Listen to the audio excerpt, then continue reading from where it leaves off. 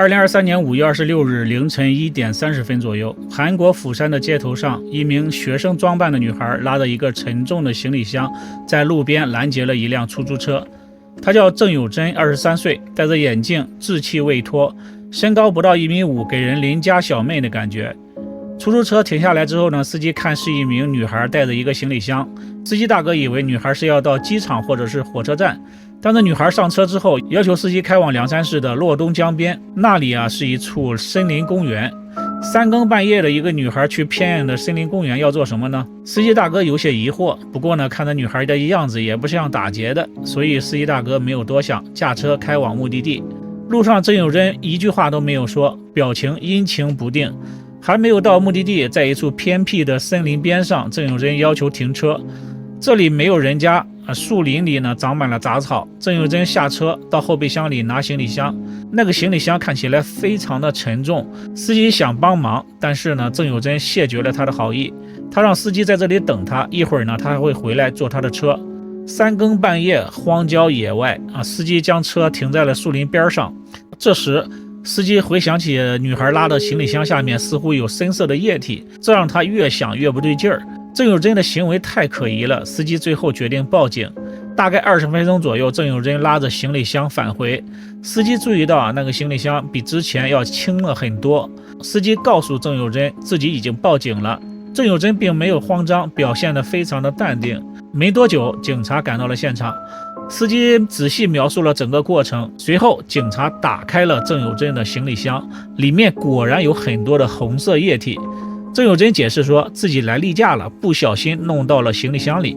警察带着郑有珍到医院里去检查，经过检查，郑有珍根本就没有来例假。接着呢，他又改口了，他说他和男友意外有了一个孩子，两个人不想要这个孩子，到江边呢是为了将孩子处理掉。医生检查之后确认了郑有珍最近根本就没有生育过他又在说谎了。那么行李箱里的血迹到底是谁的呢？警察顺着司机指引的方向到小树林里去查看，没走多远，警察就在杂草丛中找到了被肢解的人体零件，一件震惊整个韩国的案件浮出了水面。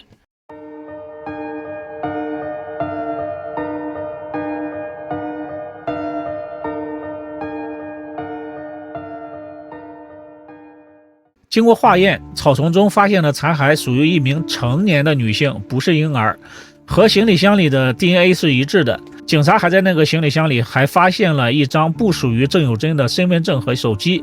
面对警方给出的这些证据，郑有珍又说出了另一个故事。他说5月26日那天，他去一个老师家里去上课，到达老师家里之后呢，发现老师被一名男子给杀害了，该男子威胁他要帮忙去扔掉残骸。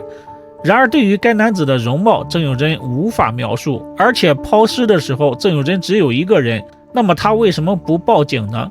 所以警察认为郑有珍又在说谎了。于是呢，警方决定从被害者的身份开始调查。根据行李箱里的身份证，警察找到了受害者的公寓，公寓里呢还有残余的一些血迹，警方确认了这里就是案发的第一现场。随后呢，警方就确认了受害者的身份，受害者叫做李恩熙，是一名26岁的女大学生。李恩熙平时通过给学生补习英语来赚取生活费，她在一款韩国做家教的 APP 上注册了信息。这种家教 APP 上面会展示家教老师的照片、年龄、擅长的科目等很多信息。2023年5月24日，有一名学生家长主动联系了李恩熙，家长说想给自己家里14岁的女儿找一个老师补习英语。经过沟通之后呢，李恩熙发现这名家长的所住的地方离自己太远了，于是就委婉的拒绝了。紧接着呢，这名家长问了一个奇怪的问题，他说：“你是一个人独居吗？”当对方得到了肯定答案之后呢，这名家长说可以送自己的女儿到李恩熙的家里去补课。为了赚取生活费，李恩熙最终同意了。也就在2天之后，也就是2023年5月26日下午5点34分，一名身穿校服、留着短发、戴着眼镜的女学生敲响了李恩熙公寓的房门。因为提前是约好的，李恩熙让这名女孩进了门。但是呢，他万万没有想到，眼前这个女孩并不是14岁的女学生，而是23岁的冷血杀手郑有珍。郑有珍的书包里除了学习用的书本，还有一把刀。他确认了屋里只有李云熙一个人之后，拿起藏在包里的武器，狠狠地刺向了李云熙。根据尸检报告，李云熙的脖子、前胸这样的要害部位被刺了20多刀。确定对方已经离世之后呢，郑有贞并没有慌张，而是换上了李云熙的衣服，不慌不忙的，甚至可以说是蹦蹦跳跳的，先后去了2个超市，购买了漂白剂、袋子、刀等物品。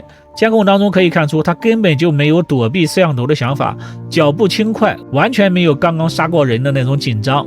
接着呢，他又回到了自己的公寓里，拿了那个行李箱，回到了李云熙的公寓，准备工具之后呢，他将受害者肢解，并且将一部分放入了行李箱里，然后打车到郊外偏僻处抛尸。郑有贞和李云熙之前并不认识，也没有任何的恩怨，他为什么要残忍作案？他的作案动机又是什么呢？警察经过调查推测呢，郑有贞之所以作案，很可能与他的成长过程有关。郑有贞1999年出生于釜山，他的童年并不幸福。在他1岁的时候呢，母亲意外离世；6岁的时候，父亲另寻新欢，抛弃了他。奶奶去世之后呢，郑有贞就跟着爷爷相依为命，靠着爷爷微薄的补助金来度日。在爷爷和邻居的眼里，郑有贞很有礼貌、安静、听话，不乱花钱，也不出门，是一个乖乖女。从小到大没有什么朋友，社交几乎为零。根据郑有贞高中同学回忆，郑有贞在学校几乎是个透明人，没有什么存在感，总是独来独往。他经常用窗帘将自己裹起来，整天沉浸在自己的世界里。不过呢，同学并没有欺负过他。高中毕业之后呢，郑有贞打算考公务员，但是考了5年一直没有考上。在这5年里啊，他不和任何人联系，和外界完全隔离。案发时，他的手机通讯录里的联系人的人数为0。由于长时间和社会脱节，他游走在社会的边缘，心理慢慢变得扭曲。经过调查呢，郑有贞没有犯罪记录，之前也没有做过让家人担心的事情。但是在案发前1个星期，他和爸爸打了2个小时的电话，电话里父女2个人大吵了一架。郑有贞说：“我要做一件大事，要让爸爸感觉痛苦。”案发后，警察在郑有贞的手机里还发现，郑有贞曾经在网络上搜索谋害一个人之后如何让这个人消失。根据郑有贞手机里的信息，李云熙并不是唯一的目标。郑有贞假装学生家长，在家教 APP 上钓鱼，寻找的目标呢都是和自己年龄相仿的女大学生。对每一位目标，他都曾经问过对方是否独居。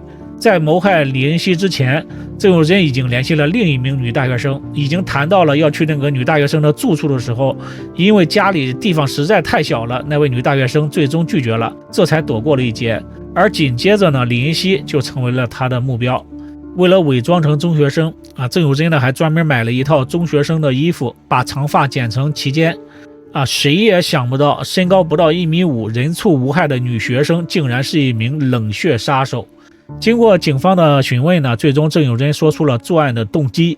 他说：“只是好奇谋杀是什么感觉，就想实践一下，就是想杀个人，所以就杀了他。”郑有贞的这种说法让警察都目瞪口呆。郑有贞还说，他曾经看过一部电影，非常喜欢名字叫做《火车》。电影里的大概故事情节是，女主角的父亲欠下了高利贷，父亲和母亲先后离世，女主婚姻破裂，被高利贷抓去之后呢，卖给了别人。当女主逃出来之后呢，就决定换一个身份生活，于是开始挑选那些独居的、没有家人朋友的女性，谋害对方之后，顶替对方的身份来生活。这和郑有贞作案呢非常的相似郑有贞寻找的目标呢，都是和自己年龄相仿的独居的女性。在谋害了李云熙之后呢，同样是换上了李云熙的衣服，打算用李云熙的身份来生活。郑有贞是一个极度孤独的人，5年不与外界联系，生活在自己的世界里，整天胡思乱想，而且他极度的自卑，认为自己的人生是非常失败的人生。他要像电影里面那样换一个新的人生来生活。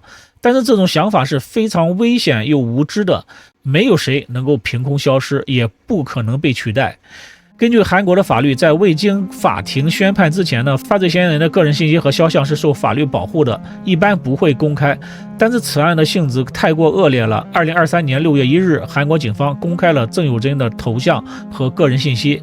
6月2日，郑有贞被移送到检方。面对记者的采访，郑有贞低着头，只说了一句：“我对受害者家属表示歉意，我当时神志不清。” 실종사건으로 위장하려고 했습니까? 제 정신이 아니었던 것 같습니다. 죄송합니다.公众得知此案之后呢，认为郑有贞就是一个疯子，精神病。于是呢，郑有贞又接受了一项心理测试，满分是40分，正常人在15分以下，如果超过25分，则会被认定为犯有社会性人格障碍。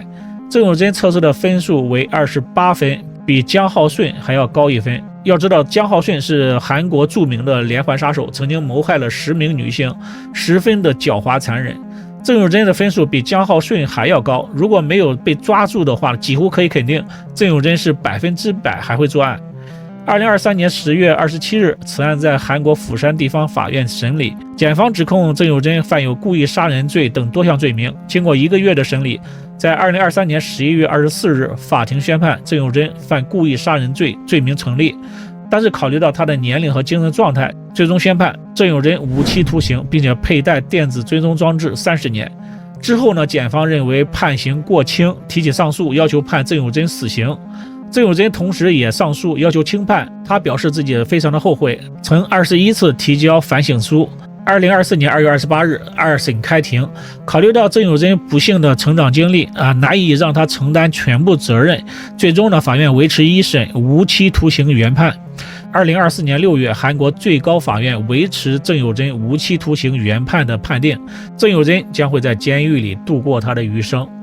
然而呢，郑有贞的作案动机依然有很多的猜测。警方推测，郑有贞呢是从小积累的愤怒和精神病态人格。郑有贞1岁的时候母亲离世，6岁时被父亲抛弃，靠着爷爷微薄的补贴生活，和爷爷的关系也不好，考不上大学，公务员也考不上，求职不顺等等挫折。另外呢，他没有朋友，被社会孤立，这些呢都让郑有贞内心积累了愤怒，在普通和无害的外表之下，是一颗扭曲而邪恶的灵魂。最终呢，他向普通人伸出了魔爪。然而这些呢都是别人的猜测，郑有贞真正的杀人动机，也许只有他自己才能知道吧。好了，以上呢就是今天的所有内容了，感谢您的收看，别忘点赞，我们下期再见。